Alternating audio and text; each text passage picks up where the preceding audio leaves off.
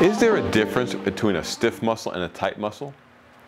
Well, at Golf Training Hacks, we do distinguish between stiffness and tightness. So tightness is what happens to a muscle when it's contracted because the brain perceives that there's a threat to a joint or soft tissue. And what happens is it contracts the muscle, it tightens it, and it limits the movement of the joint. And that's going to help protect against injury. Now, stiffness is something different. Stiffness, let's say, could be a fibrotic muscle. A muscle that has a little bit too much non-elastic tissue laid down into it, so it's not as pliable. Also, maybe there's less blood flow in that muscle tissue. Also, your skin, your fascia, and your muscles can kind of get adhered together, and that makes things more stiff. So there is a difference between stiffness and tightness. But at Golf Training Hacks, we kind of deal with it the same way.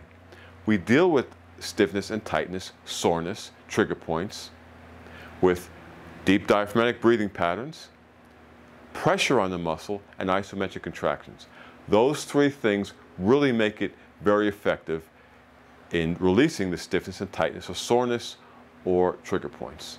So by using deep diaphragmatic breathing patterns, you're sending a relaxing signal through the neurological system into the brain that the position you're in is okay. When you use pressure on a muscle, muscle will release the pressure. Trigger points will release, stiffness and soreness will release if you give it time. Also, isometric contractions will help you release stiffness and tightness in a muscle. When you use all three, you have a great system for reducing the stiffness and tightness, soreness, and even trigger points. So, if you found that helpful, give us a thumbs up and subscribe to the channel. We'd really appreciate it. And don't forget to check out other videos on the channel to help you improve your movement quality and keep that youthful fluid swing while staying injury-free.